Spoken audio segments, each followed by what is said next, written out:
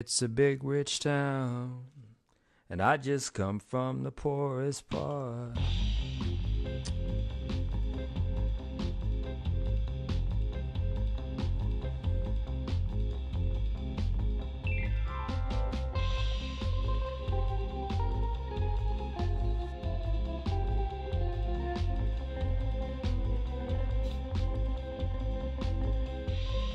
These books I am going to talk about, and I have some context for you, like I said, and here we go. Now, when I first started business school, all right, the very first book I read in my first master's program and in my MBA program, the very first book in organizational behavior that we were required to read at Boston as well as University of Massachusetts was The Prince by Niccolo Machiavelli. Some people say Niccolo Machiavelli. Some people just say Machiavelli. And of course, all you old hip hop heads out there, you'll know that Tupac actually named his last album, The Seventh Day Theory, Machiavelli. So there is a reason why, okay? There is a reason for today's topic, and there is a reason why business students are required to read The Prince by Machiavelli. Okay, this is The Prince, Niccolo Machiavelli. All right, and I'm going to share with you what the theme of the three major themes of the book, and here they are: lies and deceit, manipulation, which is one, violence, and which is the second theme. Violence is, and respect and reputation. The reason why I'm sharing that with you, because part of business organization course, organization, understanding culture and stuff, they literally teach you how to coerce people in business, right?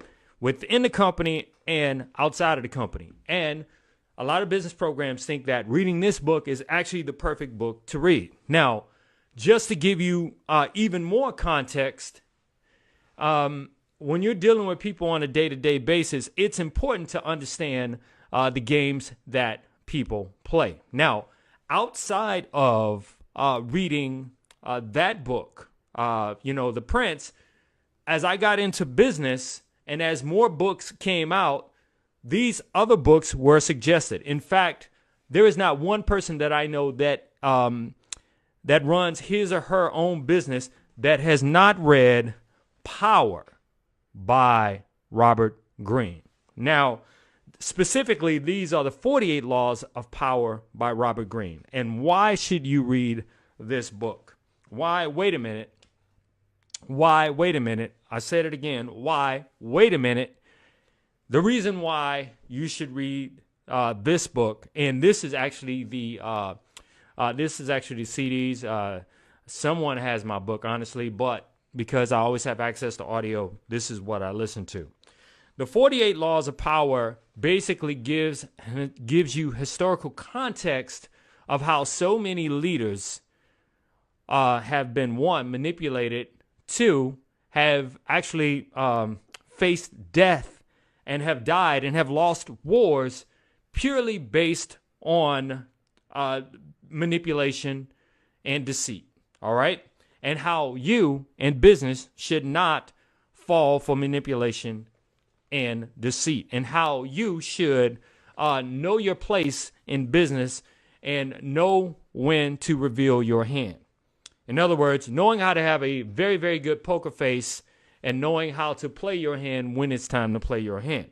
Now, the 48 Laws of Power by Robert Greene, first and foremost, Robert Greene has written several books. I actually like his book with 50 Cent called The 50th Law, okay? The 50th Law is all about how 50 Cent in his coming up to become successful uses fearlessness as the main driver of his success. Now, the 48 Laws of Power, and I highly recommend this, you go out and get this book. It begins by talking about power. Rule number one, law number one, never outshine the master. Now, I'm not going to go through the book, but I will say this: never outshine the master. How many times have you been friends with someone, right? And I'm just giving you an example of what's in the book, and you have maybe done better than they did on, say, a test, right? Or maybe you have a talent for something that they would love to have a talent for, but your talent tends to shine through, right? And maybe this person started to dislike you for whatever reason. Well, it was because you were outshining them. Have you ever been on a job where there was a boss who basically did not like you for whatever reason, and that reason is because maybe you were young, maybe you were pretty, maybe you were handsome, maybe you had a talent that the boss did not have. Maybe supervisors above your boss was looking to you to actually do something. You're outshining the master, okay? That is law number one, all right? And I'm just giving you an example of the type of stuff that's actually in the book. So if you want to know how to move in a room full of vultures, as Jay-Z says, then you definitely need to read The 48 Laws of Power by Robert Greene. Now, remember, this is day 2 of everything you need to know about business, but this particular show is understanding the mindset of not only yourself and where you should be to protect yourself, but the mindset of those who will seek to destroy you. All right? So, 48 Laws of Power by Robert Greene. I definitely highly recommend that you read the book. Now, the next book in understanding power and the manipulation of people is Robert Beck's Pimp. Okay? A lot of you guys know Robert Beck as Iceberg Slim. All right? Now, I'm taking you back to the 70s on this one. All right? Back to Iceberg Slim. Now, as a kid, I knew about this. I knew about Robert Beck's books, all of his books, from Death Wish to Mama Black Widow, The Naked Soul of Iceberg Slim. Actually, that was the first book I read. But in all of his books, it's not about being a quote-unquote pimp, so to speak, which, by the way, this particular author actually influenced so many rappers to kind of be quote-unquote, kind of pimping, especially people like Snoop Dogg, a comedian Cat Williams. These books influenced him. But let me tell you who these books, the books from Robert Beck, also influence. They also influence guys on Wall Street. Yeah, all right, guys on Wall Street. All right, so let me share my screen with you here, and I'm gonna show you. Okay, this guy right here. All right, this guy right here. There is a company called London Real. Now, London Real is actually ran by Brian Rose. In the 80s, Brian Rose was a uber successful stockbroker on Wall Street. And in an interview, I actually heard Brian Rose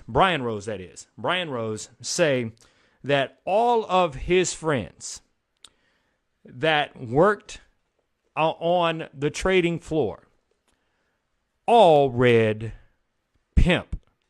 And it was like, well, why did they all read Pimp? Well, they all read Pimp purely based on the fact that Robert Beck, in his depiction of pimp life, in his depiction of street life, the gutter life, really went into detail and explained the manipulation of people and how vices, such as women, such as drugs, such as whatever your vice is used to control and manipulate outcomes. In other words, you know as well as I do, you've seen tons of movies where someone was on the rise, and to get them in trouble, they were introduced to what? Or to blackmail them or whitemail them, however you want to look at it. They were introduced to either women, which is sex, drugs, or money. All right? Sex, drugs, and money. In other words, manipulating them using their vices. And that's what this book does. So how does that apply to you as a business person? As a business person, it should simply tell you that people will come at you for your weaknesses. They will come at you via your weaknesses. If they know you love going to a strip club, they will invite you to a strip club. If they know that you love doing drugs, they will give you drugs. This is how it is. This is real life shit I'm sharing with you today. And yes, this is a business lesson. This is part 2. This is all about getting your mind right, because you can do everything perfect in business. But guess what? If you can be manipulated, okay, if you can be led astray, then your business won't be successful. So sure, I can give you the pragmatic functions of business, right? The steps you should take, but your mind has to be right. So anyway, read this book, Pimp, all right? You don't want to fall for vices, okay? You don't want to be a victim of your own circumstance, meaning things that you could have controlled, because I can't tell you, I watch Unsung, okay? Unsung on TV One. Think about all of the shows on Unsung and what they actually led to, right? I mean, all the successful singers, what it led to was them either getting on drugs or being manipulated by something. All right. So do not be manipulated. It doesn't matter how successful you are. If you're manipulated, you're off track. All right. So definitely read. And this book is a classic, right? Read this book by Robert Beck, Iceberg Slim, Pimp. All right. Here's the next book I'm recommending that you read. Now, this book may be a little bit hard to get. This book was given to me by an old friend, and I'm taking you back here because this book was first published in May 29, the 29th of May, 1964. It is, and I know some of you guys out there will disagree, Malcolm X, By Any Means Necessary. And you might be saying, AJ, why are you recommending Malcolm X? I'm not a Muslim. No, it's not about being a Muslim, okay? It doesn't matter what what you call yourself as far as, what your religious preference is. It doesn't matter. But what this book is a series of speeches, interviews by Malcolm X, okay?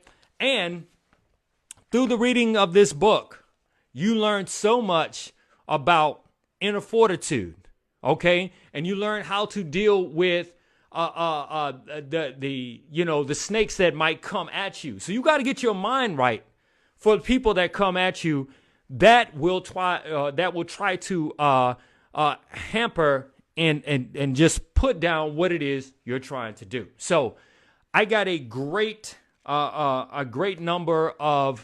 learned a great number of lessons from Malcolm X's By Any Means Necessary. Yes, this is an old book. This is a classic. It might be worth some money. But, I mean, it's worth more than money to me because of the lessons that are in it. You know what I mean? So, again, think about all of the people that come at you trying to manipulate you and the stress that it creates, especially when you are trying to 100% move quietly so people, one, can't disrupt what it is that you're trying to do, and two, you're trying to learn how to deal with the stress, especially with those people that you consider friends, and then you find out that they're not friends. Okay, so I gave you a little doom and gloom. Yes, I understand. I gave you manipulation. I gave you Machiavelli. I gave you Power. I gave you Pimp. And I gave you Malcolm X. This book is definitely something this is a book you should read. And I've recommended this book before, all right? This is the last book, okay? And this book has sold millions and originally came out in 1936, okay? This book is How to Win Friends and Influence People by Dale Carnegie. Now, let me explain to you why I'm giving you, which almost seems like it's completely different from the other books. But at the same time, it's not. Because when you're trying to win friends, saying the right things, doing the right things to win favor from friends, to win that contract, to build that business relationship with people, what are you doing? You're back to manipulating people. So I'm not saying that this book is about manipulation, but it's about moving in your best interest to win friends and influence people to your favor. So this is a book that I highly recommend. I read this book at least 5 times. Yes, this is a new copy of this book. Why? Because I have worn out the other copies. I just had to get a hard copy of a hardcover copy of this book. So now, yes, mindset is everything. And I hope today I've shared something with you about playing the game of power, understanding coercion, understanding how people will try to manipulate you by using your vices against you to bring you down. But at the same time, how you have to know how to win friends and influence people to help your business situation grow.